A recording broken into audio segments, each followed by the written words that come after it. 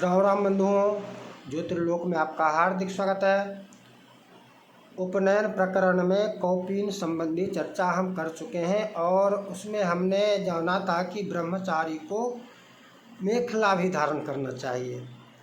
तो आज की चर्चा में मेखला के संबंध में हम थोड़ा गंभीर होकर इस प्रकरण को समझने का प्रयास करेंगे।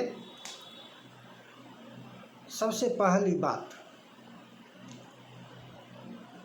मेखला जो पहले बनाकर रख लिया जाता है, इस सबसे पहली बात जो है इसको समझिए, यह नहीं है, यह अनुचित है। यज्ञोपवीत भी बनाते हैं और मेखला भी बनाते हैं और उस समय पहना देते हैं, ऐसा नहीं होगा। मेखला कौपीन धारण कराने के पश्चात वो रस्सी जो मेखला के लिए है, जो भी है, वो प्रदक्षिण क्रम से 3 बार घुमाना है। प्रदक्षिण क्रम से 3 फेरा लगाकर और प्रवर संख्या के अनुसार उसमें ग्रंथि देना है। पहले बना लेते हैं तो आकार कुछ भी हो सकता है, बड़ा भी हो सकता है, और बड़ा ही होगा, छोटा नहीं हो सकता है, बड़ा करना ही होगा।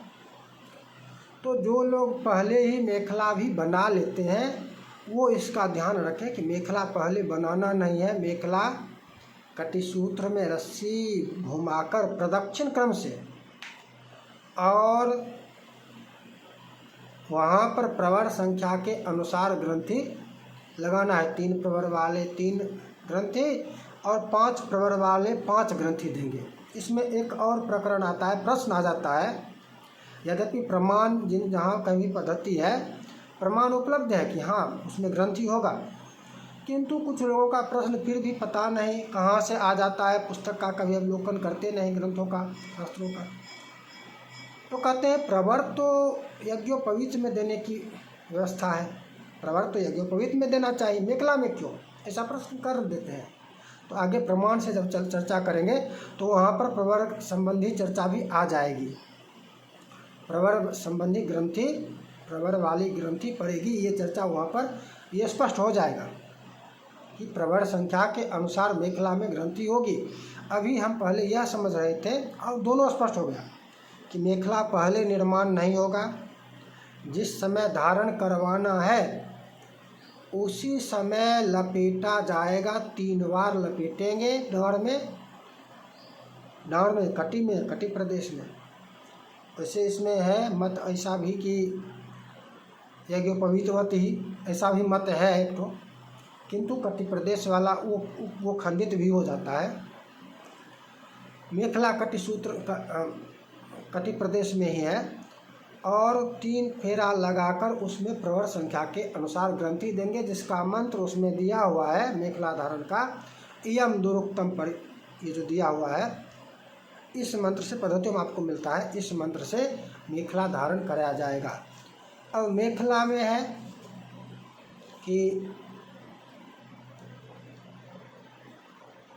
आपका ये मेखला मौंजी त्रिवित समास लक्षणा, मौंजी त्रिवत समास लक्षणा, कार्य विप्रस्य मेखला त्रिवृत्ता ग्रंथि नैकेन त्रिभिः पंचभिरेव वा। मनु का वचन है, मनुस्मृति।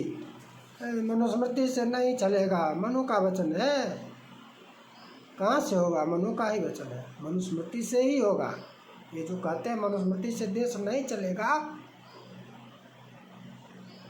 और ब्राह्मण का विरोध जो ये लोग करते हैं, राजनीति वाले, मनुस्मृति के विरोधी, इसीलिए कि ब्राह्मण तो मनुस्मृति का ही बात करता है हमेशा। ब्राह्मण का विरोध करना है, धर्म का विरोध करना है तो मनुस्मृति का ही विरोध करना है। मनुस्मृति का जो विरोध कर रहा है या ब्राह्मण का विरोध कर रहा है, एक शब्दों में समझिए कि वो हिंदू नहीं है, वो धर्मद्रोही है, अधर्मी है। मनुस्मृति खरगे फरगे जो भी है वो अधर्मी है, अन्यथा मनुस्मृति का विरोध नहीं कर सकता।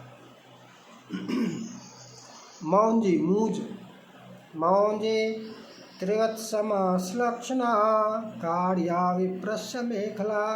विप्र के लिए, ब्राह्मण के लिए इसकी मेखला बनाए। त्रिवृत्ता 3 वृत्तो 3 बार लपेटे। स्पष्ट हो गया। ग्रंथि नैकेन, पहले तो कह दिए ग्रंथि नैकेन, एक ग्रंथि दे, लेकिन आगे फिर कह रहे हैं त्रिभिः 3 दे। पंचभिरेव वा, पंचभिरेव वा अथवा 5, अर्थात प्रवर के अनुसार दे, अथवा एक भी दे सकता है। इससे यह स्पष्ट होता है कि एक ग्रंथि भी दे सकता है यदि ग्रंथि देने में समस्या हो। पहले ग्रंथि देना सामान्य बात है, पहले देना सरल है, पहले बना लेने में, किंतु पहनाते समय ग्रंथि देना कठिन हो सकता है। तो उस स्थिति में एक ग्रंथि भी दी जा सकती है, किंतु प्रवर संख्या के अनुसार ही ग्रंथि का विधान है। त्रिभिः पंचभिरेव वा, 3 दे अथवा 5 दे, अर्थात 5 प्रवर के अनुसार। मुंजालाभे तु कर्तव्या कुशास्मंत कबलवजह। मूज ना हो तो उसके स्थान पर विकल्प भी दिया गया है कि कुश का भी बनाया जा सकता है, और ये सावे का जो होता है ये भी दिया जा सकता है। मूज की डोरी हो अथवा सावे का भी हो सकता है, कुश की भी बना सकते हैं। मेखला प्रकरण में ये चर्चा है। अच्छा, ये तो फिर हो गया कि ब्राह्मण के मेखला में ये है। ब्राह्मण के लिए, क्षत्रिय के लिए, वैश्य के लिए 3 वर्णों का उपनयन होगा। यहीं पर ध्यान देना है कि कर्म से वर्ण होता है या वर्ण से कर्म होता है। वर्ण से कर्म होता है या कर्म से वर्ण होता है। यदि उपनयन धारण करके कोई भी ब्राह्मण बन सकता है तो सबके लिए एक विधि होनी चाहिए थी। तो सबके लिए एक विधि होनी चाहिए थी, पृथक पृथक विधि की आवश्यकता नहीं है। और 3 का ही विधान नहीं चाहिए था, प्रमाण नहीं चाहिए था, 3 का ही प्रमाण मिलता है। प्रमाण ब्राह्मण क्षत्रिय वैश्य का ही मिलता है, शूद्र का नहीं मिलता है। ब्राह्मण के लिए जो कहा गया है कि ब्राह्मणस्य मौंजी ब्राह्मणस्य धनुर्जा क्षत्रियस्या विवैश्येति। ब्राह्मण के लिए मौजी, मूज की, क्षत्रिय के लिए धनुर्जा, धनुर्जा धनुष के प्रत्यंचा की, धनुष के प्रत्यंचा की डोरी, और वैश्य के लिए भेड़ के ऊन की, भेड़ के ऊन की।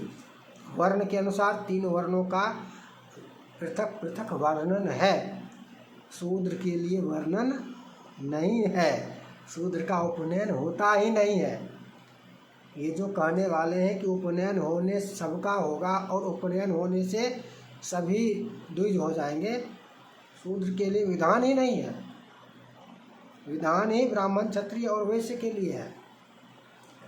अच्छा, अब आगे इसमें और भी बहुत सारी बातें हैं, तथापि और अधिक विशेष चर्चा की आवश्यकता नहीं है। लेकिन मान लिया जाए, जैसे आचार्य के प्रकरण में कहते हैं कि आचार्य ही पहनाए, आचार्य ही धारण कराए। कटि प्रदेशे त्रिवृत्ताम, 3 वृत्त, प्रवर ग्रंथि युताम, प्रवर के संख्या के अनुसार ग्रंथि करके, प्रादक्षिण्येन, प्रदक्षिण क्रम से, परिवेष्टयति, परिवेष्टन करे, बांधे।